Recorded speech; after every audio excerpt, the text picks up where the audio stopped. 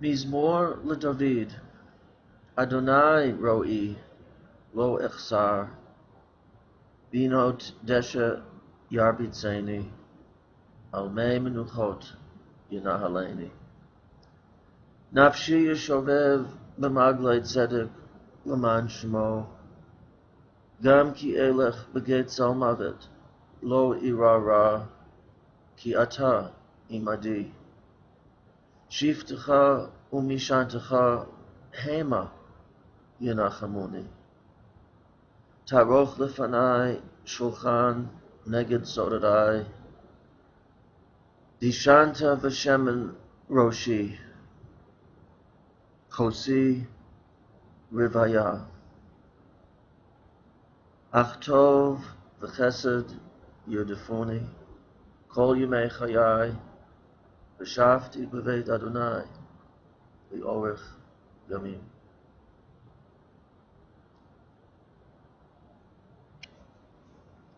A prayer song of David. Eternity abiding is my shepherd, my caring, watchful guide. Nothing do I lack. In grassy fields it lays me down. Along calm waters it leads me. My spirit it restores. It guides me in ways that are right and just, for a purpose beyond my separate self. For the sake of its unpronounceable, nearly unpronounceable name. All this is so, even when I walk in valleys of darkest shadow, even in the darkest shadow of death, I fear no harm, for you. I feel no harm, whatever harm will come. My will is part of the human condition, for you are with me. Your hard guidance and your ever-present support. It is they, Hema Yinachamuni. It is they that comfort, that are the source of comfort, accompany a sense that I am accompanied and deepened. You set before me a sustaining table against those narrow straits, so awry, that threaten to bind and block me. You anoint and grace my head with fragrant oil. How my cup is full. Oh, ach, in Hebrew, ach tov v'chesed. Oh, whatever happens as part of our human condition, only let it be that engaging the good and the beauty of acts of caring generosity that are so moving and they're going beyond the conventional distance we keep from one another, and they're reaching the heart of what really matters. That's all my translation of my experience of my experience of chesed. That's all my three letters, chesed. How many letters do I have there? If you count up not only the words, letters. Only let it be that engaging the good and the beauty of acts of caring generosity that are so moving and they're going beyond the conventional distance we keep from one another, and they're reaching the heart of what really matters, may that pursue me all the days of my life, whatever days that will remain before me, will continue before me.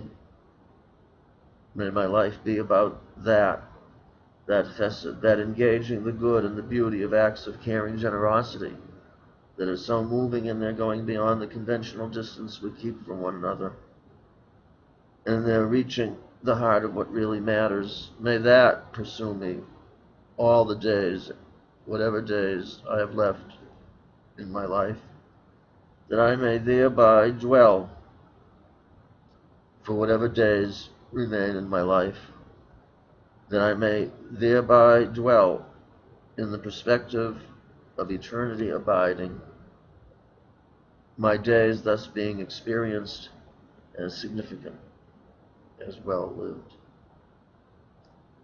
Now, what is new, relatively, and different in my translation? Well, of course, there's this question of how to refer to the divine. Of course, in Hebrew, there's either a feminine or masculine. There's no neuter.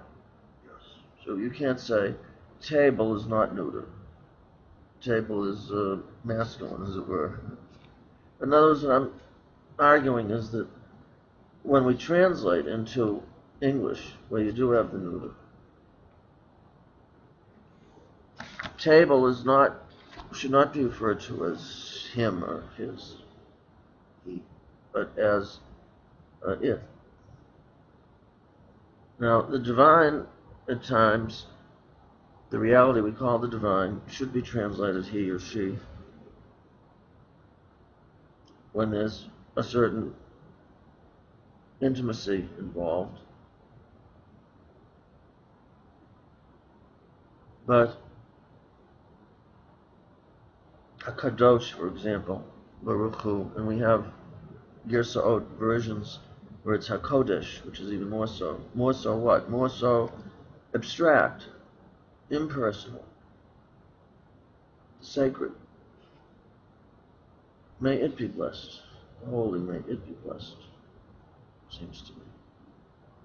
Ha-Elohut, we say, yes? The divinity, the Godhead, Ha-Elohut. So this again is very abstract, non-human.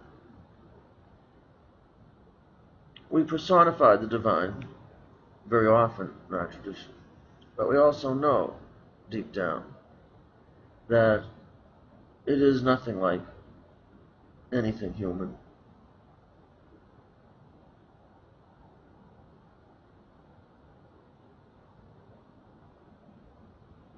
Even the Zohar, even the Ari, Yitzchak Luria's teachings of the Sfirot, deep down we know, Kabbalah knows, that really the divine is the Ein Sof, infinite. The Zohar calls it klal below prat, generality without the specificity, without the breakdown of chesed, din, tiferet, etc.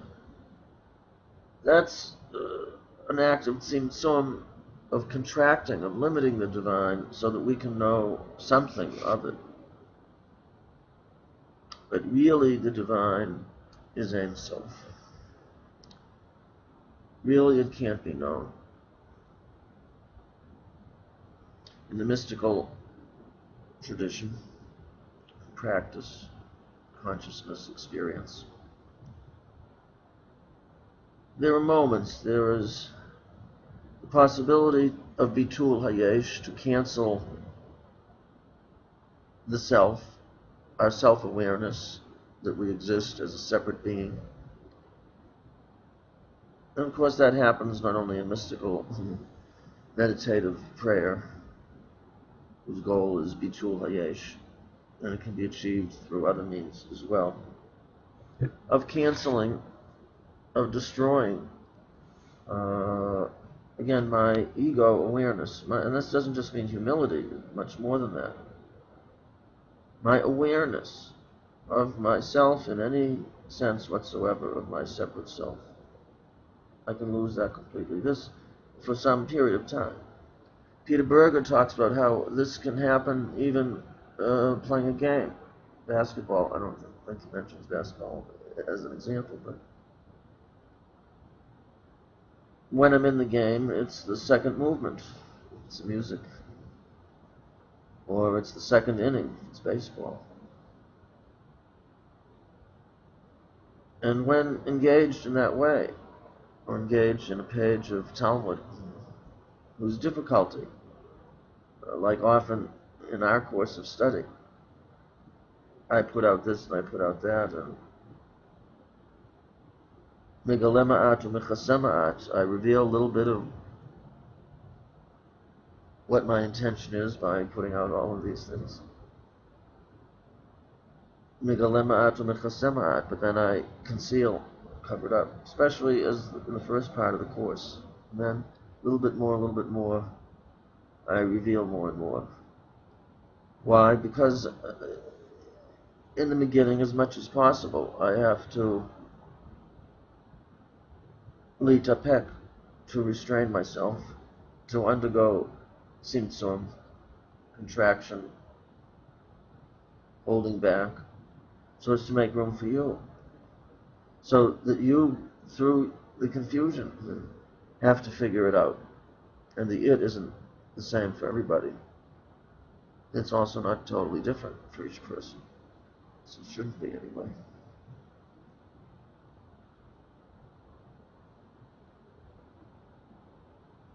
So there is this divinity which is, even in Kabbalah, which is nothing like a human being, abstract, universal, infinite, and yet that we can know something of, catch a glimpse of, in prayer and study, nature, love, friendship, etc. So I've translated it, the divine. The biggest difference, what's new in this translation, is this notion that, oh, whatever happens as part of our human condition.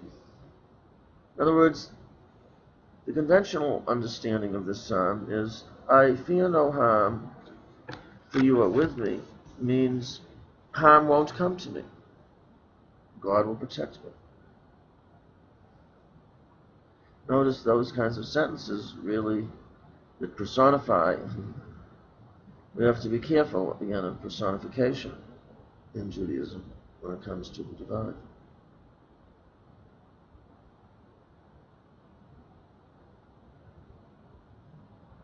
So, again, God will protect me sounds like a human being.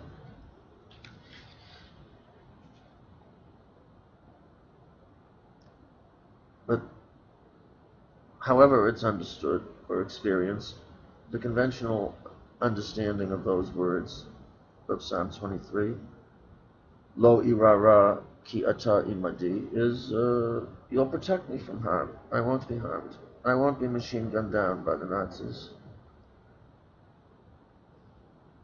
or put in a gas chamber just minutes after getting off the so-called train.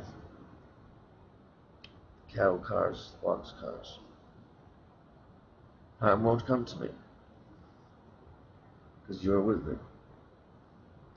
This is the conventional reading, but in my translation, I'm saying, I fear no harm, for you are with me. In other words, harm will come. It's part of the human condition. There's free will, or relative free will of human beings. They can take up that free will and choose to be cruel to other human beings, which is being cruel to themselves as well, ultimately. Also, we live in a physical world. We live in bodies. We think that's good in Judaism. I was referring to that in the video in relation to Tchiyat HaMetim, the rising, resurrection of the dead in the Messianic end time. I was beginning to develop. I actually didn't, continue that right through. I was beginning to argue that this does not have to be understood literally, the resurrection of the dead in the Messianic time, but rather for the rabbis it was very important in the light of in light and the fog or of some new approaches to our lives that was developing, that was on the scene during the rabbinic period, the Mishnaic period, and the period of the development of the Gemara, the Talmud, in Babel, in the Babylonian area.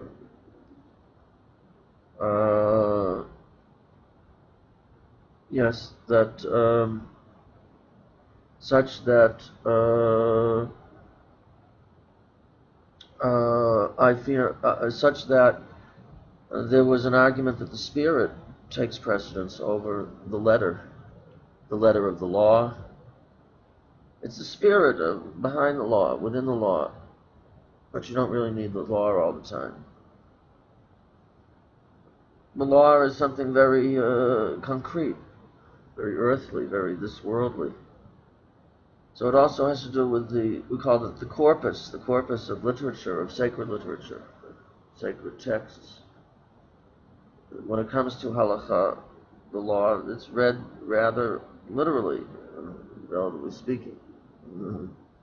Not exactly literally very often, but certainly taken seriously in a sense that involves practicing it in some way. It may depart from what the verses themselves would seem to suggest is how they are to be implemented in everyday practice, deed. But certainly in some ways,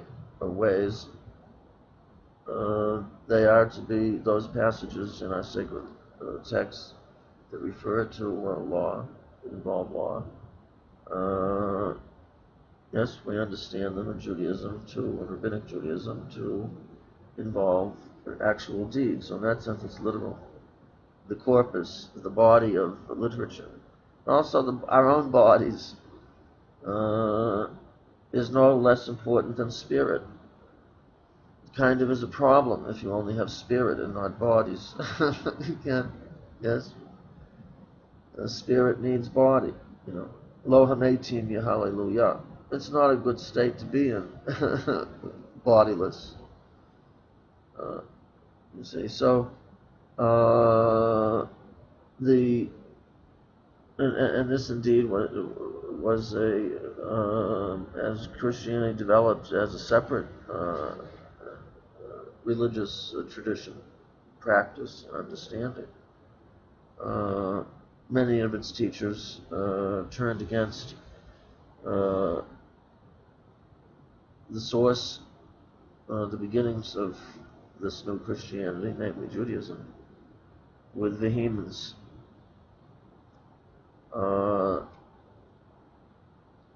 And so, again, I fear no harm, for you are with me. It's not a good thing to be harmed, but harm is part of the human situation. If we have relative free will, as I said, if we live in bodies in a physical world, stuff happens. Earthquakes, accidents can happen with human beings from such events. And of course, we walk around with a body. So there can be infections, diseases. We're mortal. All of us are going to die at some point from something. So what's new here is, I fear no harm, for you are with me. In the context of this translation of the whole psalm as I've translated it, doesn't mean harm will not come to me. Harm will come to me. Again, it's part of the human experience. But I won't fear it. It will happen at times, but I won't fear it. Because I will not feel forsaken. I will not feel that I'm alone. I will feel accompanied by the presence, or at least a glimpse, a trace, an intimation of the reality we call the divine.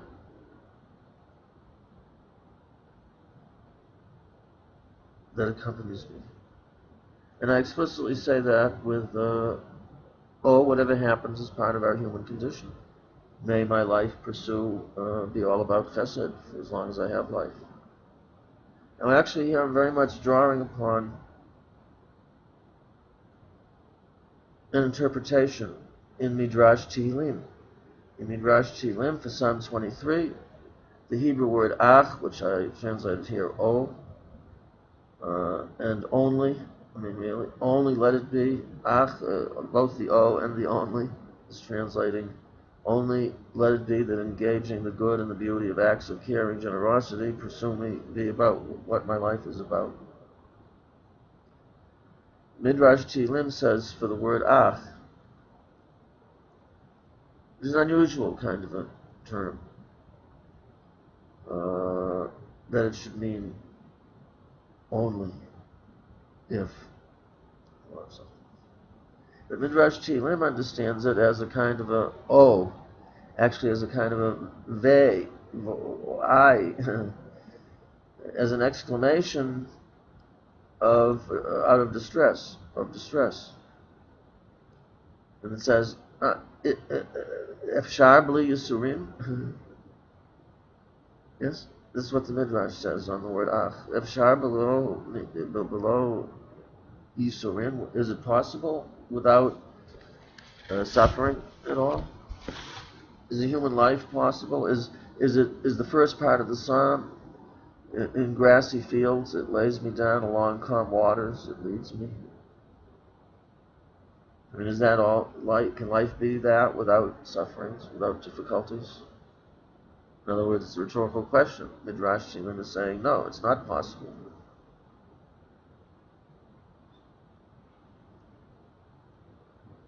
In fact, along calm waters doesn't have to mean calm waters.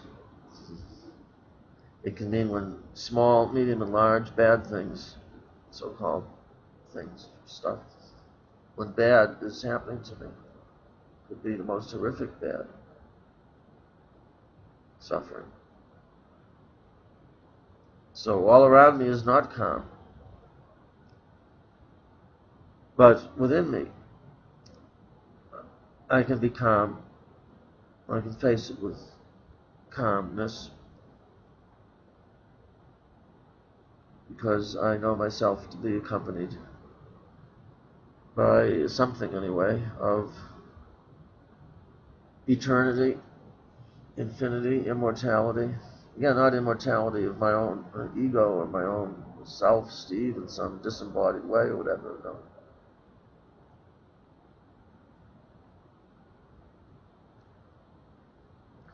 So this is something of my translation, about my translation, concerning my translation of Psalm 23. I just want to go back again to this theme, this question of Tchiat HaMeitim at the time, the resurrection of the dead at the time of the Messianic end. So as I was beginning to say, that this doesn't have to be taken literally, but that the rabbis were of great concern, very concerned, that with some of these new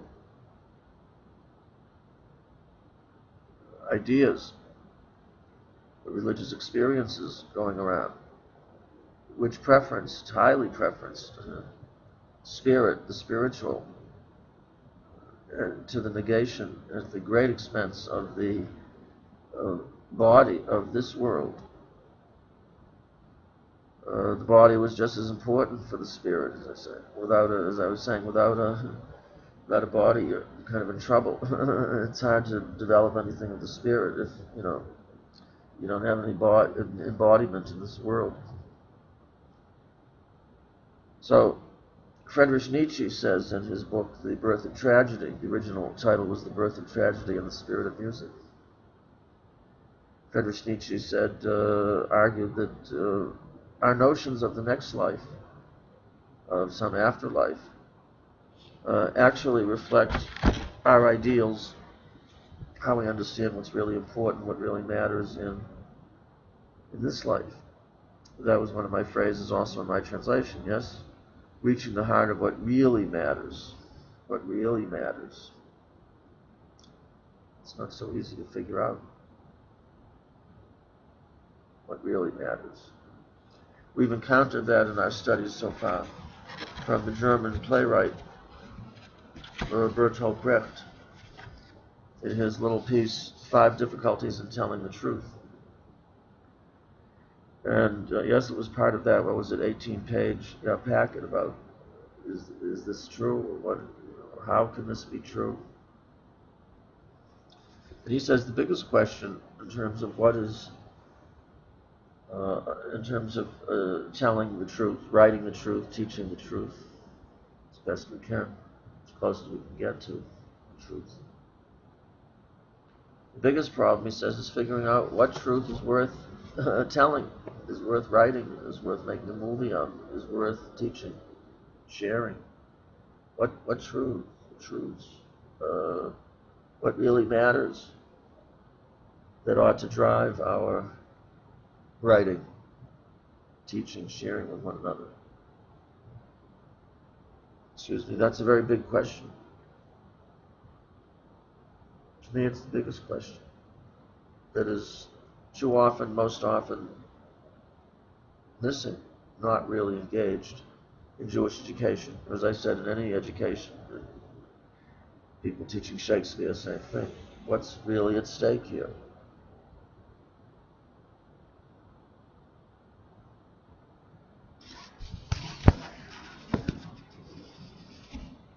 So the rabbis, as I've said, Nietzsche says that our ideas of the afterlife, we posit some kind of afterlife for a number of reasons. But whatever the different reasons,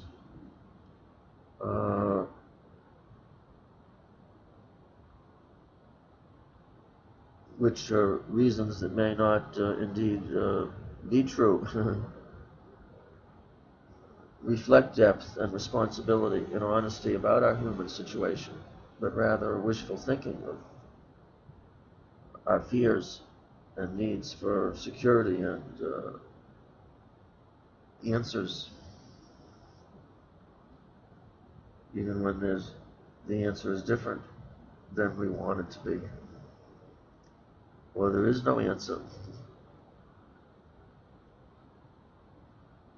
even when we want there to be one. So for the rabbis, it was very so again, Nietzsche and others argue this, that notions of the afterlife have to do with ideals relative to this life, as well as, he says, that we're not too thrilled with how things are in this life. If we were, we wouldn't be dwelling so much, if at all, on some afterlife. I mean, Genesis teaches us that the world is good. Its potential is good. The laws of how everything works is good. It'd be terrible if it was some Star Trek planet, and for instance, there wasn't at least relative, what I call relative free will, etc. That we weren't in bodies, etc. But some bad stuff comes from that too. I mean, but it's inextricable from the good that comes of it. So that when it comes to the afterlife, this emphasis on the spirit, more than emphasis, preference for the spirit, over the body, over the letter, over the law, over the here and now, over this world, at the expense of all the above. The rabbis wanted to really defend the body and put it right up there with the spirit. And so it said, okay, resurrection of the dead in the ideal end time, in the next world, quote unquote, so-called, the bodies will rise, not just the spirits. It's going to be even more crowded than the roads are and the airports and everything before Thanksgiving, or here in Israel before Pesach or whatever. Yeah. So what am I doing here? Why share with you my translation of the Psalm? So you should, Psalm 23, so you should agree with me? Well, as I've said already in one of our earlier videos today, that wouldn't be very good. First of all, we already have me and my views in the world. so we don't need, but also, I mean, understanding involves some violence to what we are encountering, some distortion, some addition. I'm adding myself to it, or else. So, if I'm modeling something here, I'm modeling getting down to specifics, a specific take on the meanings, significances, what's involved with this or that instance of religious language or image in our sacred texts, this one or that one. What is really involved? What is really at stake? What is going on here? As I say, we too often are not really exploring to such an extent the words, the key ideas, images, names for the various realities that our tradition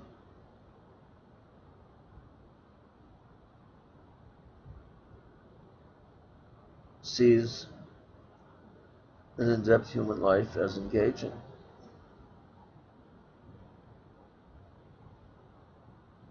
So don't follow, at least not completely. Maybe in part, there's some ideas, some approaches, some perspectives that I share with you that you can adapt to your own quest. I mean, you don't want to come out of this course, or any course of study, or any encounter with anything other than oneself. We don't want to come out exactly the same as we were before. So we open ourselves to something that might be a bit new and different. Yes, Mark and others, my other colleagues, my other fellow, all of you, my fellow explorers of an experiential Jewish classroom education. Yes, part of what it's all about to encounter something other than myself is to locate, to identify elements that are similar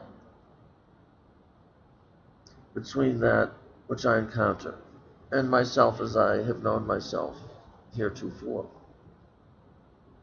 But let's not lose sight of the and sense and hearing and all of our senses, feeling, thinking, and acting upon that feeling and thinking. Let's not miss that at least half of what encountering what is not I is all about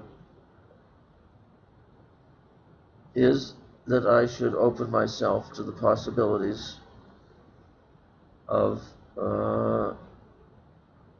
something different from where and what and why I am as I am heretofore. I'll speak more about this in terms of our relation to our last piece of thinking, writing for the course, for our course, and relative to our relation to our course of study.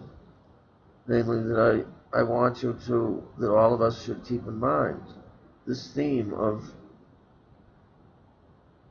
me and me, not meaning me alone, yes, but each of us and some kind of experiential Jewish classroom before these months of engaging in this course of study and now.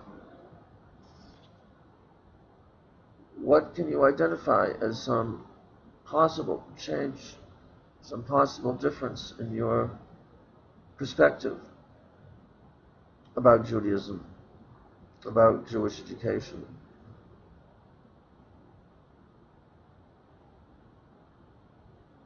about life, a human life, human lives, according to Judaism according to Jewish education.